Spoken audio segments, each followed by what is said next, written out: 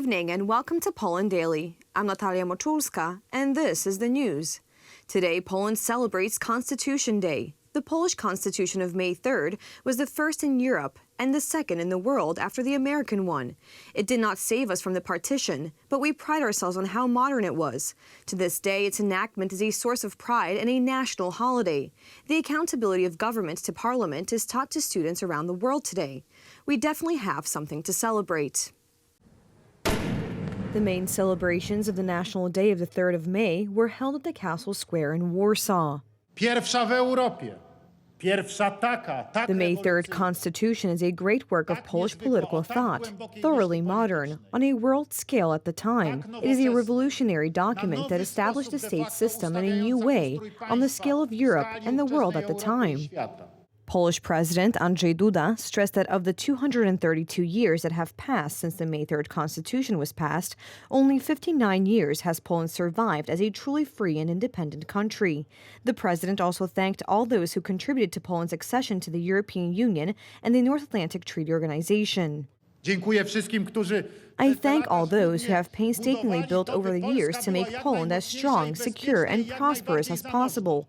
Thank you to all those who reformed Poland, changed it, removing the layers of evil that remained after years of enslavement, dependence on the great nightmare from the East, from the Soviet Union, from Russianism, from the Ruski Mir.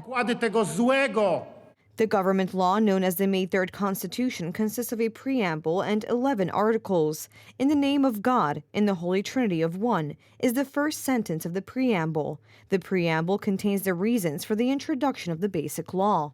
Recognizing that the fate of all of us depends solely on the establishment and perfection of the national constitution, having long learned by experience the long-established effects of our government, and wishing to take advantage of the season in which Europe finds itself and of this dying moment which has returned us to ourselves, for the salvation of our fatherland and its borders with the greatest constancy of spirit, we enact the present constitution, and this one we declare absolutely sacred, for unshakable we declare.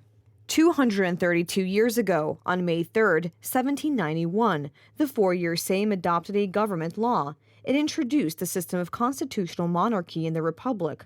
While preserving the state structure of society, it also opened up the prospect of further transformations of the state system. The act was later accepted by all the assemblies, especially the Lithuanian assemblies. It was accepted in a virtually uncontested manner. The tripartition of power into legislative, executive, and judicial was adopted. Among other things, liberum veto, confederations, and free election were abolished. The May 3rd Constitution was prepared by the public, by people who were brought up in the First Polish Republic with all its traditions, both bad and good.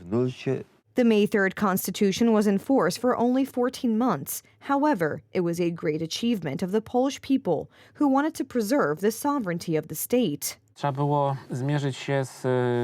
kinds of dangers had to be faced. We were already after the first partition. The neighbors wanted to keep this Polish Republic in a state of disorder, to make it an ungoverned state. After its enactment, war began with Russia, which had no intention of accepting the independence of the Polish-Lithuanian state. Prussia broke its alliance with Poland and in 1793, together with Russia, carried out the second partition of the Republic. The day the Constitution was adopted on May 3rd was recognized as a national holiday just 2 days after its adoption. It was banned during periods of enslavement. In Free Poland, it has been celebrated since 1990.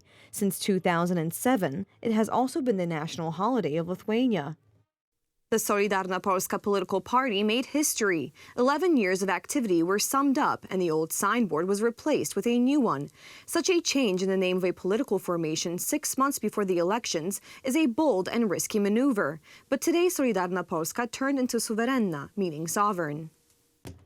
Solidarna Polska, meaning Solidarity Poland, as a political party was registered in June 2012. The founder of the grouping was Zbigniew Ziobro, who served as president for almost 12 years.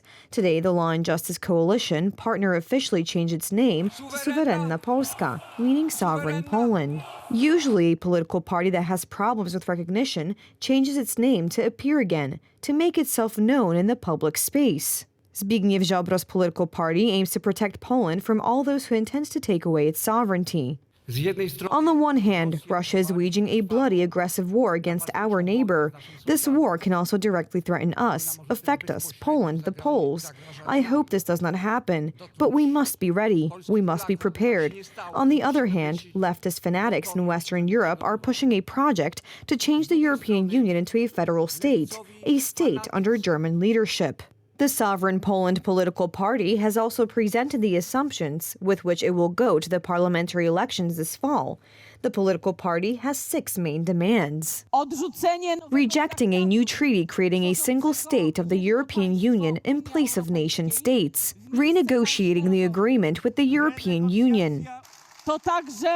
Strengthening NATO and creating a regional security system between the United States, the United Kingdom, and Poland. Another element of the 6 demands of the Sovereign Poland Party is the creation of a new area of personal, religious, and economic freedom in the territories of the former First Republic.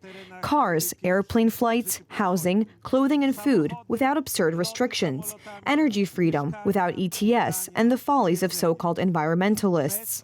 Our 5th point is zloty currency only, and the protection of the ability to use cash. Stop gender ideology. Stop depravity in schools. It is still unclear whether in the upcoming elections, Sovereign Poland Party will run alongside Law and Justice. During the convention, politicians outlined what their party recognizes as threats to Polish sovereignty, including the Fit for 55 package and the removal of Poland's exclusive powers to decide on forestry and forest management under EU treaties. Today, Russia accused Ukraine of attacking the Kremlin with drones overnight in a failed attempt to kill President Vladimir Putin. A senior Ukrainian presidential official denied the accusation. The Kremlin said Russia reserved the right to retaliate, a comment that suggested that Moscow might use the alleged incident to justify a further escalation in its war with Ukraine. Ukraine says it has nothing to do with the reported incident, the most dramatic accusation Russia has leveled against Ukraine since sending troops to its neighbor more than 14 months ago, and said it indicated Moscow was preparing a major terrorist provocation. Ukrainian presidential advisor Mikhailo Podolyak said in comments sent to Reuters agency, Ukraine has nothing to do with the drone attacks on the Kremlin. We do not attack the Kremlin because, first of all, it does not resolve any military tasks. The powerful Speaker of the lower house of Russia's parliament, Vyacheslav Volodin, issued a statement demanding the use of weapons capable of stopping and destroying the Kiev terrorist regime. The statement from the presidential administration said fragments of the drones had been scattered on the territory of the Kremlin complex, but there were no casualties or material damage. The Russian news agency RIA Novosti said Putin had not been in the Kremlin at the time and was working on Wednesday at his Novo-Ogaryovo residence outside Moscow.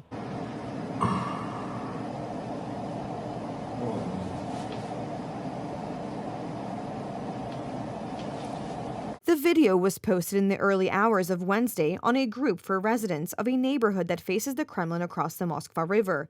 It was picked up by the Russian media, including the Telegram channel of the military news outlet Zvezda. Victory Day is a major public holiday commemorating the defeat of Nazi Germany in World War II, and a chance for Putin to rally Russians behind what he calls his special military operation in Ukraine. Russia marks the occasion with a huge military parade on Red Square, for which seating has been already erected. The state news agency TASS said the parade, for which the Kremlin last week announced tighter security, would still go ahead. Moscow Mayor Sergei Sobyanin said earlier on Wednesday that the city had introduced an immediate ban on unauthorized drone flights. Ukraine typically declines to claim responsibility for attacks on Russia or Russian-annexed Crimea. Russia has accused Ukraine of numerous cross-border attacks since February 2022, including strikes in December on an airbase deep inside Russian territory that houses strategic bomber planes equipped to carry nuclear weapons. In February, a drone crashed in Kolomna, about 110 kilometers or 70 miles from the center of Moscow. Earlier today, Ukrainian President Volodymyr Zelensky held talks with Nordic leaders in Finland during a surprise visit to the country. The talks focused on boosting Kiev's military capabilities and looking for concrete steps to bring it closer to joining NATO. President Volodymyr Zelensky said Ukraine would launch a counteroffensive against Russian forces soon, and that he was sure the West would supply Kiev with modern warplanes afterwards. Нам потрібні, дуже потрібні Чи будуть вони у нас і чому я вірю, що будуть? We need fighter jets. We really need them. Will we get them? And why do I believe that we will? I am sure that Ukraine will receive fighter jets, but this war happens in a way that we must at all times prove ourselves at the battlefield. At first, we move forward and show that we cannot be defeated in 3 days. Then, we receive some weapons. We advance again. We ask for long-range artillery. We have a difficult success, but after that, we are given certain weapons. Знов є складний успіх, але тим не менш після цього нам дають відповідну зброю. We need a strong protection. And that's why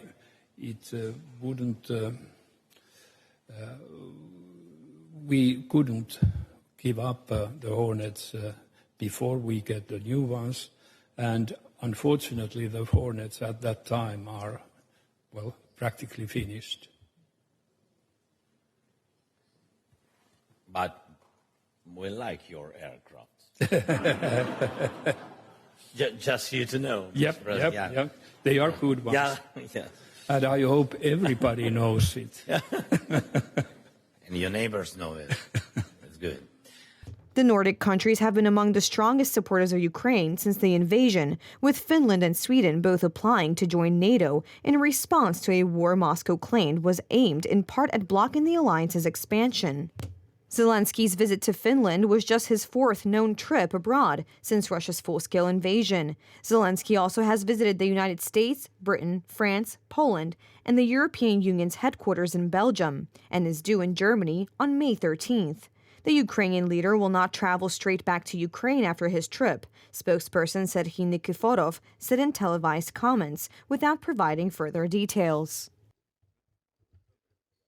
Thank you so much for joining us this evening. Please stay tuned for Poland Daily Weather, Poland Daily Business, and some of our other programs. But for me, have a wonderful evening.